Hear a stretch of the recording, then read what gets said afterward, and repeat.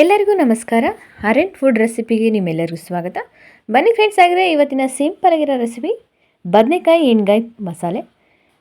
ತುಂಬಾ ರುಚಿಯಾಗಿ ಯಾವ ಥರ ಮಾಡೋದಂತ ನಿಮಗೆ ಸಿಂಪಲಾಗಿ ತಿಳಿಸ್ಕೊಡ್ತೀನಿ. ಹಾಗಿದ್ರೆ ಬನ್ನಿ. ಇಲ್ಲಿ ನಾನು ಒಂದು ಮಿಕ್ಸಿ ಜಾರ್ಗೆ ಒಂದು ಅರ್ಧ ಭಾಗದಷ್ಟು ಕಾಯಿನ ಹಾಕ್ತಾಯಿದ್ದೀನಿ.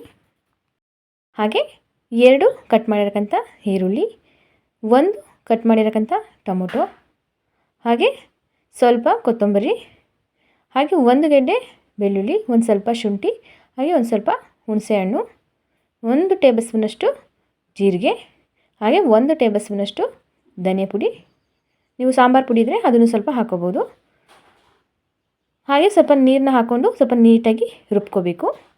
ಈಗ ಚೆನ್ನಾಗಿ ರುಬ್ಕೊಂಬಂದಾಗಿದೆ. ಸ್ವಲ್ಪ ನೀರನ್ನ ಕಡಿಮೆ ಹಾಕ್ಕೊಂಡು ರುಬ್ಕೊಳ್ಳಿ. ನಂತರ ಒಂದು ಬಾಣಲಿಗೆ ಒಂದು ಅರ್ಧ ಕಪ್ಪಷ್ಟು ನಾನಿಲ್ಲಿ ಎಣ್ಣೆನೇ ಹಾಕಿ ಸ್ವಲ್ಪ ಇದು ಚೆನ್ನಾಗಿ ಕಾದ ನಂತರ ಒಂದು ಅರ್ಧ ಟೇಬಲ್ ಸ್ಪೂನಷ್ಟು ಸಾಸಿವೆ, ಹಾಗೆ 1 ಈರುಳ್ಳಿನ ಚಿಕ್ಕದಾಗಿ ಕಟ್ ಮಾಡ್ಕೊಂಡು ಹಾಕ್ಕೊಂಡಿದ್ದೀನಿ. ಹಾಗೆ ಒಂದು ಸ್ವಲ್ಪ ಕರಿಬೇವು ಸೊಪ್ಪು, ಇಷ್ಟನ್ನು ಹಾಕ್ಕೊಂಡು ನಾವು ಸ್ವಲ್ಪ ಚೆನ್ನಾಗಿ ಫ್ರೈ ಮಾಡ್ಕೋಬೇಕು. ಇದು ಸ್ವಲ್ಪ ಚೆನ್ನಾಗಿ ಫ್ರೈ ಮಾಡ್ಕೊಂಡ ನಂತರ ನಾವು ಬದನೆಕಾಯಿನ ಸ್ವಲ್ಪ ನೀಟಾಗಿ ನೋಡಿ ಈ ಥರ ಕಟ್ ಮಾಡಿ ನಾನು ಎಲ್ಲವನ್ನು ಈ ಥರ ಇಟ್ಕೊಂಡಿದ್ದೀನಿ.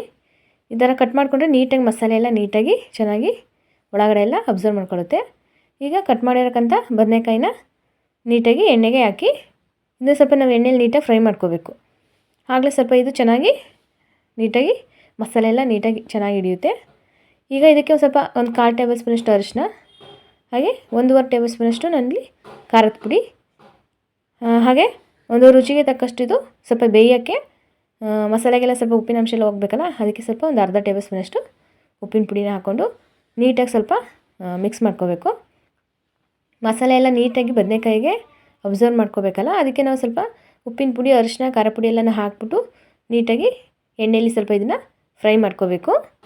ಇದು ಚೆನ್ನಾಗಿ ಫ್ರೈ ಮಾಡ್ಕೊಂಡ ನಂತರ ಮತ್ತೆ ನಾವು 5 ನಿಮಿಷ ಸ್ವಲ್ಪ ಫ್ರೈ ಮಾಡ್ಕೊಳ್ಳೋಣ. ನೋಡಿದ್ರಲ್ಲ, ಈಗ ಮತ್ತೆ ನಾನಿಲ್ಲಿ ಇನ್ನೊಂದು ಸಲ ಮಿಕ್ಸ್ ಮಾಡ್ಕೊತಾ ಇದ್ದೀನಿ. ಇದೇ ಥರ ನಾವು ನೀಟಾಗಿ ಮಿಕ್ಸ್ ಮಾಡ್ಕೋಬೇಕು. ಈಗ ಒಂದು ಲಿಡ್ನ ಕ್ಲೋಸ್ ಮಾಡಿ ಇನ್ನೊಂದು 1/4 ಗಂಟೆ ನಾವು ಇದನ್ನು ಸ್ವಲ್ಪ ಬೇಯಕ್ಕೆ ಬಿಡೋಣ. ನೋಡಿದ್ರಲ್ಲ, ಇದು ಚೆನ್ನಾಗಿದ್ದು ಈಗ ನೀಟಾಗಿ ಬೆಂದಿದೆ. ನೋಡಿದ್ರಲ್ಲ, ನೀಟಾಗಿ ಬೆಂದಿದೆ. ಈಗ ನಿಧಾನಕ್ಕೆ ನಾವು ಎಲ್ಲವನ್ನು ಇದೇ ಥರ ಮಿಕ್ಸ್ ಮಾಡ್ಕೋಬೇಕು. ನೀಟಾಗಿ ಮಿಕ್ಸ್ ಮಾಡ್ಕೊಂಡ ನಂತರ ಇಲ್ಲಿ ನಾನು 1 ಟೇಬಲ್ ಸ್ಪೂನಷ್ಟು ಗರಂ ಮಸಾಲೆನ ಹಾಕ್ತಾಯಿದ್ದೀನಿ. ಇದನ್ನು ಸಹ ಹಾಕ್ಕೊಂಡು ನೀಟಾಗಿ ಒಂದು ಸಲ ಮಿಕ್ಸ್ ಮಾಡ್ಕೋಬೇಕು. ಎಣ್ಣೆಲಿ ನಾವು ಫ್ರೈ ಮಾಡೋದ್ರಿಂದ ಬದನೆಕಾಯಿ ಸ್ವಲ್ಪ ನೀಟಾಗಿ ಚೆನ್ನಾಗಿ ಬೆಂದಿರುತ್ತೆ, ಹಾಗೆ ಸ್ವಲ್ಪ ಟೇಸ್ಟು ಕೂಡ ತುಂಬ ಚೆನ್ನಾಗಿರುತ್ತೆ. ಈಗ ಚೆನ್ನಾಗಿ ಮಿಕ್ಸ್ ಮಾಡ್ಕೊಂಡ ನಂತರ ಆಗಲೇ ರುಬ್ಬಿರೋಕ್ಕಂಥ ಮಸಾಲೆ ಏನಿದೆ ಅದನ್ನು ಸ್ವಲ್ಪ ಈಗ ಹಾಕ್ತಾಯಿದ್ದೀನಿ. ಒಂದು ಸ್ವಲ್ಪ ನೀರನ್ನ ಹಾಕ್ಕೊಂಡು ನೀಟಾಗಿ ತೊಳೆದು ಒಂದು ಸ್ವಲ್ಪ ನೀರನ್ನ ಸೇರಿಸ್ತಾ ಇದ್ದೀನಿ. ನೀವು ಸ್ವಲ್ಪ ಜಾಸ್ತಿ ಹಾಕೋಬೇಡಿ ನೀರು, ಯಾಕೆಂದರೆ ಸ್ವಲ್ಪ ಗಟ್ಟಿ ಇದ್ರೇ ಇದು ತುಂಬಾ ಚೆನ್ನಾಗಿರುತ್ತೆ. ನೋಡಿಕೊಂಡು ನೀರನ್ನ ಹಾಕ್ಕೊಳ್ಳಿ. ಈಗ ಮಸಾಲೆ ಎಲ್ಲ ಹಾಕಿದ ಮೇಲೆ ನಾವು ಒಂದು ಸಲ ನೀಟಾಗಿ ಮಿಕ್ಸ್ ಮಾಡ್ಕೋಬೇಕು. ನೋಡಿದ್ರಲ್ಲ, ಇದೇ ಥರ ನೀಟಾಗಿ ಮಿಕ್ಸ್ ಮಾಡ್ಕೊಳ್ಳಿ. ಇದು ಮಿಕ್ಸ್ ಮಾಡ್ಕೊಂಡ ನಂತರ ನಮಗೆ ನೀರನ್ನ ಸ್ವಲ್ಪ ಬೇಕು ಅನಿಸುತ್ತೆ, ಒಂದು ಸ್ವಲ್ಪ ನಾನು ನೀರನ್ನ ಸೇರಿಸ್ತಾ ಇದ್ದೀನಿ. ನೋಡಿದ್ರಲ್ಲ, ಒಂದು ಸ್ವಲ್ಪ ನೀರನ್ನ ಹಾಕ್ಕೊಂಡು ರುಚಿಗೆ ತಕ್ಕಷ್ಟು ಉಪ್ಪನ್ನ ಹಾಕ್ಕೊಂಡು ಈಗ ಮತ್ತೆ ಇನ್ನೊಂದು ಸಲ ನೀಟಾಗಿ ಮಿಕ್ಸ್ ಮಾಡ್ಕೊತಾ ಇದ್ದೀನಿ. ಈಗ ನಾನು ಒಂದು ಲಿಡ್ನ ಕ್ಲೋಸ್ ಮಾಡಿ ಸ್ವಲ್ಪ ಬೇಯಕ್ಕೆ ಬಿಡೋಣ. ಇದು ಒಂದು ಸ್ವಲ್ಪ ಮಸಾಲೆ ಎಲ್ಲ ಸ್ವಲ್ಪ ಬೆಂದರೆ ಅಲ್ಲಿಗೆ ಇದು ಚೆನ್ನಾಗಿ ಬೆಂದಾಗಿದೆ.